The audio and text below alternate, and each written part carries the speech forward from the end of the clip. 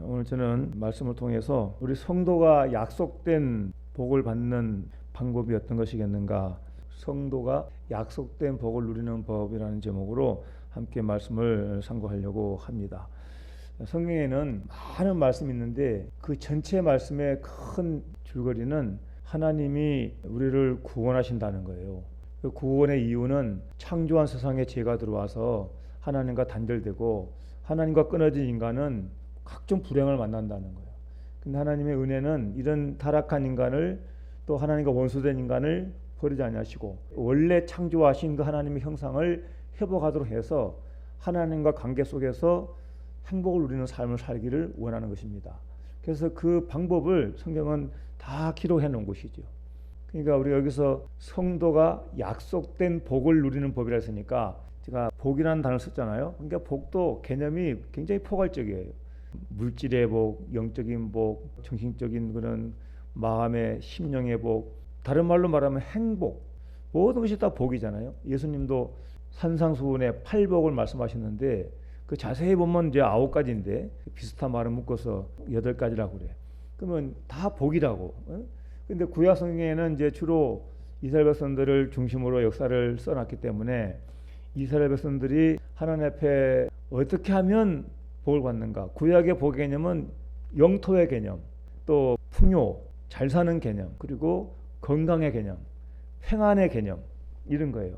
그러니까 구약의 이스라엘이 복을 받았다는 것은 일단 나라가 안정이 되고 전쟁이 없고 일어나더라도 승리하는 것이고, 또 농경 사회였으니까 농사가 잘 되는 거예요. 그게 복인 거죠. 그리고 가정으로서는 자녀가 잘 되는 것이고, 그러니까 이런 것이 다 복의 개념에 포함되는 거죠. 이런 약속들이 다 성경에 있어요. 십계명을 씌울 때도 복이 전제되어 있고, 또 우리가 너무 잘 아는 신명기 28장 말씀에도 하나님을 잘 섬기며 살면 이런 복을 받는다. 신명기 28장 1절부터 15절까지 보면은 다 복이에요, 다. 그리고 우리가 읽은 전문 말씀에 26장에도 복의 원리를 말씀했어요. 그러니까 하나님 앞에 복 받는 민족은 이 땅에 살 동안에 필요한 것을 다 공급을 해주셔요.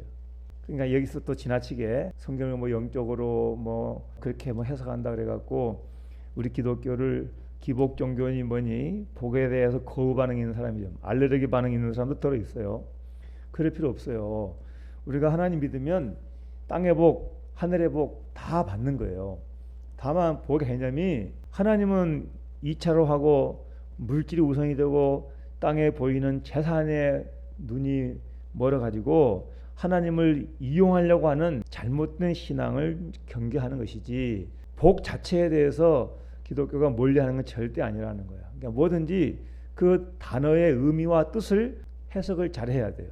그러니까 저도 여기서 성경에서 항상 복을 생각할 때는 모든 거, 성경이 말하는 모든 거 다 하나님 안에서, 또 진리 안에서, 우리 예수 믿는 사람들은 예수님 안에서 우리가 어떻게 살면 하나님께 약속된 복을 받을 수 있겠는가 하는 거죠. 성경에 많은 본문이 있지만 제가 신명기 26장에 읽은 본문에 딱 우리 그리스도인들이 하나님 앞에 복된 삶을 살 수 있는 원리가 잘 나와 있다 생각이 들었어요. 우리가 읽은 말씀을 보면 한 4가지로 이렇게 복에 대한 말씀을 연결할 수가 있는데, 제일 먼저 생각할 수 있는 말씀은 우리를 구원하신 하나님을 기억해야 된다 하는 거예요. 하나님을 기억하는 삶. 8절 말씀에 여호와께서 강한 손과 편팔과 큰 위엄과 이적과 기사로 우리를 애굽에서 인도해 내시고 이곳으로 인도하사 이 땅 곧 젖과 꿀이 흐르는 땅을 주셨나이다 그랬죠. 지금 구약에 이제 이스라엘 백성들에게 주시는 말씀인데 오늘 우리에게도 영적으로 적용이 되는 거예요. 그러니까 여기서 우리가 구원의 하나님을 기억해야 한다는 전제는 뭐냐 하면, 오늘 우리가 살기 좋은 시대가 됐잖아요. 그렇다고 뭐 다 똑같이 경제 수준이 같거나 다 잘 산다는 개념에 포함할 수는 없지만 보편적으로 우리나라 전체적인 삶의 수준이 많이 올라와 있죠. 그러다 보니까 이제는 하나님 기억하는 삶이 점점 희미해지는 시대가 또 됐어요. 하나님 찾지도 않고. 그러니까 우리는 신명기에서 경계하고 있는 것처럼 가서 땅을 차지하고 또 농사를 짓고 집을 짓고 잘 사는 때가 되면 절대로 하나님을 잊어버려서는 안 된다. 하나님 망각하지 말아라는 거예요. 그러니까 지금 우리가 읽은 말씀도 인도하신 하나님, 구원하신 하나님을 기억하라는 취지로 말씀하고 있는 거예요. 우리가 하나님 앞에 때로는 왜 시험이 들거나 또 실패를 하거나 어려움을 당하는가 생각해 보면 첫 단추가 틀어져서 그러는 거예요. 하나님을 잊어버려. 하나님을 떠난다는 거예요. 그러니까 아무리 세상에서 건강하고 돈이 많고 성공하는 사람들이 하더라도 하나님 잊어버리면 그때부터 하나님과 멀어지는 순간부터 실패로 들어가는 지름길이 된다. 그러니까 성도님들 복의 개념을 가지고 하나님께서 성경에 약속한 이 복을 받아 누리기를 원한다면 제일 먼저 하나님을 찾고 하나님 믿어야 돼. 하나님 믿어야 되는 거예요. 세상의 복은 돈을 벌어서 뭐 성공하고 어쩌고 하는 것 같아도 그때뿐이에요. 잘 보세요. 보면 그렇게 해서 얼마나 가는지 얼마 못 가. 성경은 잠시 있는 세상의 얘기만 한 게 아니라 현세와 다가올 내세까지, 그리고 하늘의 것과 땅의 것을 다 통틀어 얘기하고 있기 때문에 하나님을 믿지 않고는 복다운 복을 누릴 수가 없다. 이게 성경의 전제라는 거예요. 성도님들 항상 하나님을 찾고 하나님을 믿는 자는 하나님을 멀리하지 않고 항상 하나님을 기억하는 삶 되시기를 바랍니다. 다시 말하면 하나님 믿는 자는 기억한다는 말이 뭐예요? 주일날이면 예배 드리는 거, 또 순간순간 기도하는 거, 늘 주님 마음 가운데 모셔서 하는 거죠. 주님 마음에 모시고 사는 거에 이게 신앙의 첫 단추라 아주 중요한 요소가 되는 것입니다. 그 다음 우리가 생각할 수 있는 말씀은 오늘 본 말씀을 가만히 보면 하나님 명령에 순종하는 삶을 말씀하고 있어요. 이것은 우리 모두가 다 유념해야 될 말씀인데 지금 8절부터 15절까지 드린 말씀에 상당한 내용의 많은 분량이 그런 부분들을 말씀하고 있는 것입니다. 아까 우리가 읽은 말씀을 좀 더 가만히 볼 필요가 있는데 10절에 보면 이렇게 나오고 있죠. 여호와여 이제 내가 주께서 내게 주신 토지 소산의 만물이 뭐냐면 첫 열매 같은 거지. 만물을 가져왔나이다 하고 그것을 내 하나님 여호와 앞에 두고 내 하나님 여호와 앞에 경배할 것이며, 그러니까 하나님 말씀하신 대로 이렇게 이제 하나님을 경배하라는 거죠. 그리고 내 하나님 여호와께서 너와 내 집에 주신 모든 복으로 말미암아 너는 외인과 너희 가운데 거류하는 객과 함께 즐거워할지니라, 이렇게 말씀을 했습니다. 그리고 이제 그 다음 절에 아까 우리가 이제 읽은 그 말씀에도 보면은 이렇게 이제 말씀을 하죠. 12절에 셋째 곧 11조를 드리는 해에 네 모든 소산의 11조 내기를 마친 후에 그것을 레인과 객과 고아와 가부에게 주어 네 성읍 안에서 먹고 배부르게 하라, 이렇게 말씀했죠. 13절에도 그리할 때에 내 하나님 여호와 앞에 아뢰기를 내가 성물을 내 집에서 내어 레인과 객과 고아와 가부에게 주기를 주께서 내게 명령하신 명령대로 하였사오니, 이게 중요한 단어예요. 명령하신 대로 하였다. 내가 주의 명령을 범하지도 아니하였고 잊지도 아니하였나이다, 이 말씀했죠. 그러니까 이게 중요한 게 그거예요. 우리가 하나님 말씀하신 것을 잊지도 않고 그것을 거역하지도 않고 하나님 말씀대로 행하는 게 이게 아주 중요해. 명령하신 대로 하였사오니, 명령하신 대로 하였사오니 그랬죠. 주께서 내게 명령하신 대로 다 행하였사오니 그래. 이게 하나님 앞에 복을 받는 성도의 중요한 부분이야. 중요한 부분. 오늘 우리는 어떤 삶을 사냐면은 그냥 하나님 믿되 사는 것은 내 뜻대로 사는 경우가 많아. 우리는 오늘 하나님 앞에 약속된 복을 누리는 법은 하나님을 경외하며 말씀에 순종하는 삶이 복을 누리는 성도가 되는 것입니다. 우리 성도님들 꼭 기억하십시다. 우리가 말씀에 순종한다는 삶이 구약으로 말하면 안식일날 번제를 드리고 소제를 드리고 화목제를 드리고 속죄제, 속건제를 드리고 그리고 11조 생활을 하고 이게 다 명령에 순종하는 삶이에요. 오늘 이 시대에도 구약 성경에 연속성이 있어요. 윤리적인 삶, 도덕적인 삶, 영적인 삶. 그러니까 구약 계명에 연속성이 있어. 변화된 것, 성화된 것은 할례나 안식일 이런 개념이 할례는 세례로 성화가 되고 토요일날 안식일은 우리 주일날로 성화가 되고 이렇게 승화라 그래요. 승화 이렇게 이제 뜻이 더 고차원적인 뜻으로 이렇게 이제 변화가 돼서 구약의 그 절기나 구약의 제도를 지금은 새로운 형태로 지켜나가는 걸 말하는 거예요. 변치 않은 게 뭐냐면 하나님을 섬기는 예배와 하나님께서 말씀하신 그 제사, 하시면 예배, 그리고 예물을 바치는 거 이런 것들은 본질적으로 같아. 우리 성도님들 11조상을 다 하시는데 우리가 성경에 있는 거니까 이것이 기본적인 복의 원리 중에 하나다 이렇게 말씀을 드리는 것입니다. 우리 성도님들 성령의 인도하심을 따라가라 말하는데 성령도 다 말씀을 다 생각나게 하고 말씀을 지키도록 하는 거예요. 요즘에 인본주의적인 얘기를 많이 들으면은 자꾸 이렇게 하나님 아닌 다른 것에다가 우선순위를 두고 자신이 신이 되게 해. 자신이 너의 좋을 대로라. 내가 주인이 되라. 너의 판단의 기능을 높이라. 그러면서 자신을 신격화시키면서 자신의 자유를 누리는 취지로 자꾸 이렇게 부각을 시킨다고. 사람들 딱 그걸 좋아하거든. 그런데 인간은 그렇게 안 되게 돼 있어요. 제가 지난주에 C.S. 루이스가 한 말 인용해서 말한 것 같이 하나님은 우리를 마치 자동차가 연료를 넣어야 제대로 굴러가듯이 우리 인간은 하나님을 우리 속에 넣어야 하나님을 우리에게 모셔드리고 하나님이 주시는 에너지를 우리가 받아야 그래야 정상적인 삶을 살아갈 수 있는 거예요. 우리가 하나님께 드리는 예배, 주일 예배, 감사 예물, 11조물 다 이것이 다 뭐예요? 다 하나님을 기쁘시게 하는 것이고 우리가 심은 대로 거두는 법칙 속에 물질의 복도 받는 중요 원리가 되는 것입니다. 성경대로 그래서 경외했다. 경외는 뭐예요? 하나님을 두려워하는 마음, 하나님을 높이는 마음, 경외하는 마음으로 하나님 말씀에 순종하는 삶을 살아가는 것입니다. 오늘 우리가 때로 약간 좀 갈등이 오는 상황, 또 힘든 상황에 참 예배도 제대로 들 수가 없거나 또 물질적으로도 하나님대로 쓰기도 어려운 상황이 닥칠 수가 있어요. 그럴 때에도 우선순위를 하나님 앞에 두고 믿음을 지키면서 해보세요. 하나님 그 믿음 가지고 그 믿음 보시고 복을 주신다. 제가 좀 지극히 원천적인 얘기, 근원적인 얘기를 하는 것 같아요. 근데 뭐든지 하나님 앞에 신앙생활은 항상 원칙에 충실하는 거예요. 원칙. 이스라엘이 이걸 잘할 때는 하나님께서 풍요의 복을 주시고 평강의 복을 주셨어요.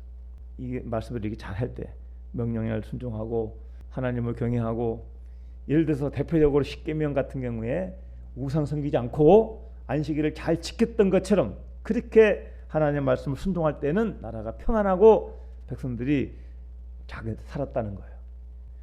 근데 우리가 또 여기서 절대 놓치지 말아야 될 게 뭐냐면 가난한 자에 대한 배려, 베푸는 삶 이런 거. 지금 이건 같이 이제 겸해서 나왔는데 이런 게 있잖아요. 11절에 내 하나님 여호와께서 내가 내 집에 주신 모든 복으로 말미암아 너는 레위인과 너희 가운데 거류한 객은 뭐예요? 손님, 나그네 이런 자와 함께 즐거워할지니라고 했지 않습니까? 그 아까 이거 13절에 그런 말씀이 같이 복합적으로 나와 있는 거예요. 고아, 가부, 객, 레인은 땅이 없잖아. 영토가 없어. 그냥 거처하고 집에 가축 좀 주고 이렇게.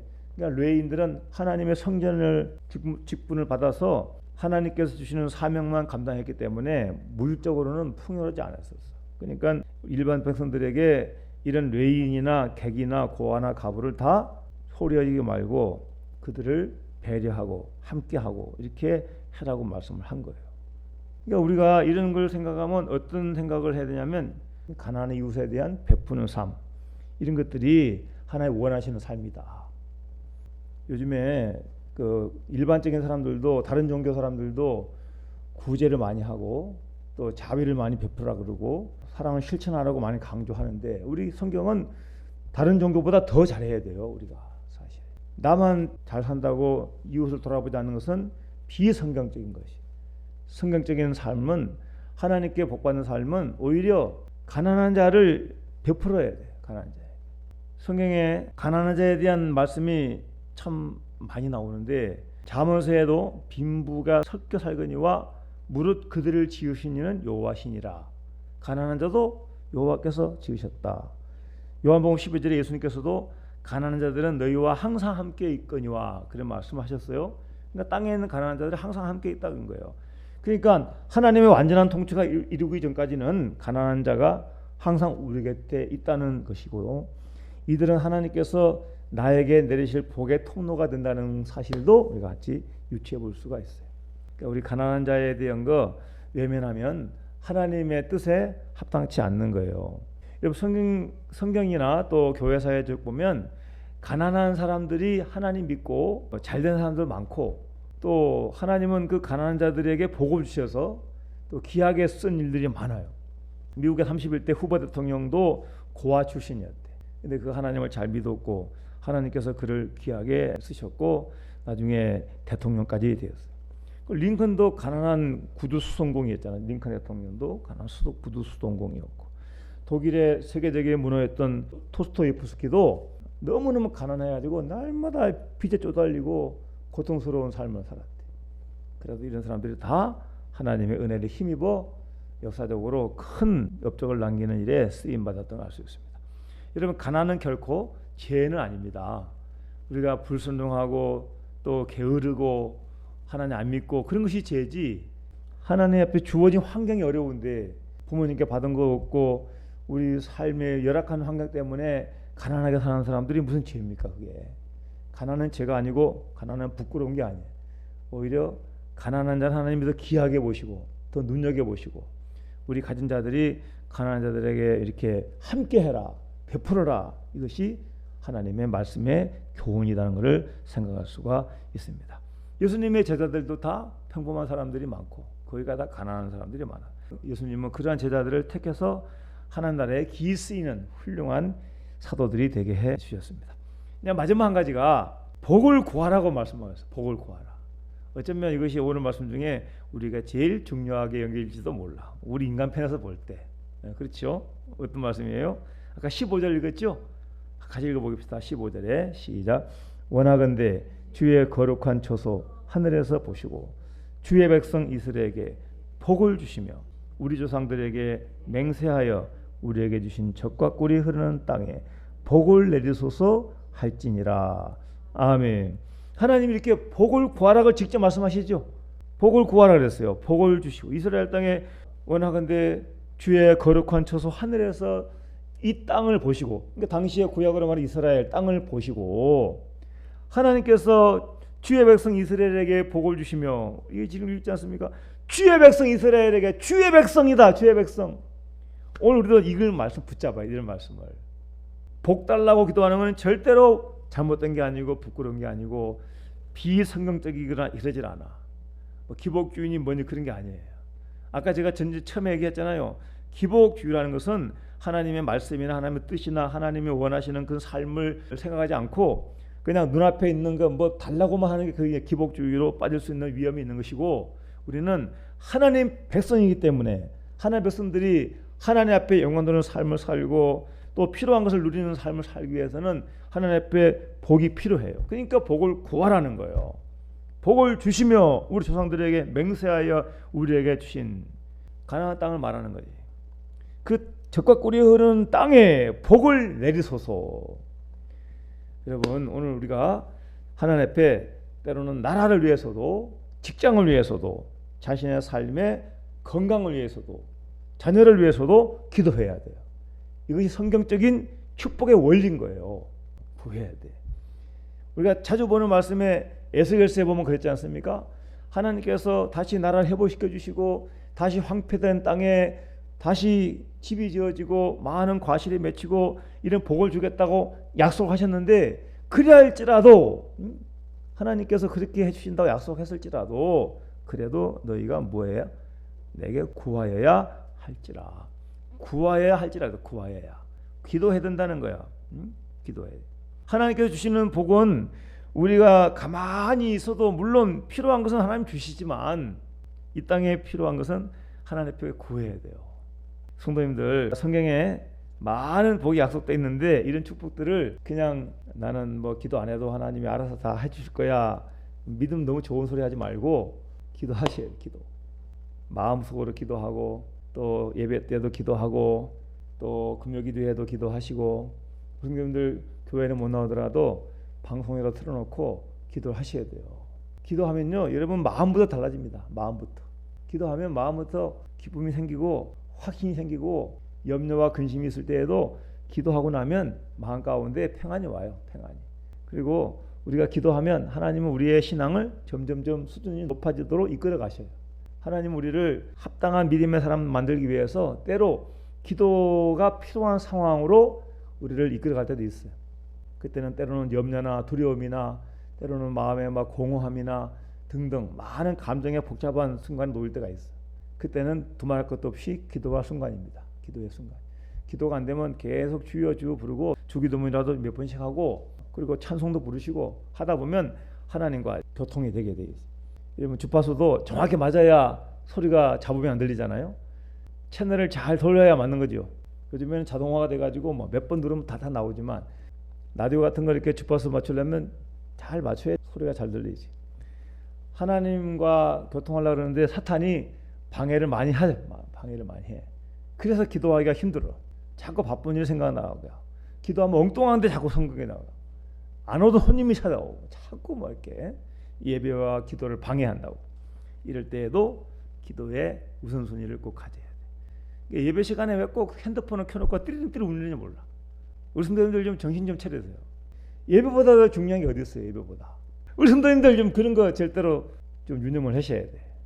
하여튼 제가 오늘 우리 성도님들 함께 복받는 성도의 원리에 대해서, 성도가 복받는 원리에 대해서 말씀을 했는데, 이 말씀이 네 가지지만 성경의 전체적인 복에 대한 개념을 설명할 때 가장 우리에게 와닿는 말씀 같아요. 그렇죠?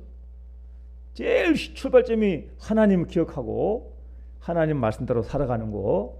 그리고 세상 살 동안에는 고아나 과부나 객이나 또 레인들 같은 소유가 작은 사람들, 그래서 함께하고 베풀어주고 나눠주고 하는 거, 사랑 실천하는 삶이 얼마나 귀합니까? 이런 걸 살고, 이거를 이제 다른 말로 말하면 이제 성교, 구제 이런 거 잘 해야 되는 거예요. 또 절대로 빠질 수가 없는 것은 늘 하나님 앞에 기도하는 거. 분명히 그렇게 하면 틀림없이 하나님께서 성경에 약속하신 수만 가지의 약속이, 축복이 우리 성도들에게 임할 줄도 믿습니다. 이제 기도하겠습니다. 아버지 하나님, 요즘에 방송이나 유튜브나 또 많은 책들이 어떻게 하면 행복하게 사느냐, 어떻게 하면 자존감을 높이느냐, 어떻게 하면 인간을 더 가치 있게 하느냐, 그런 주제들로 많은 말들을 합니다. 그러나 성경은 간단하게 하나님을 잘 섬기고 하나님 말씀대로 순종하고 믿음으로 살 때, 또 하나님께 구할 때 필요한 복을 주신다고 약속하셨사오니, 우리 믿음의 성도들이 하나님 말씀 붙들고 하나님 안에서 이 세상 활동 안에 복된 삶을 다 누리도록 주님 도와주시옵소서. 함께 하시기를 간절히 바라오며 우리 주 예수님의 이름으로 기도드리옵나이다. 아멘.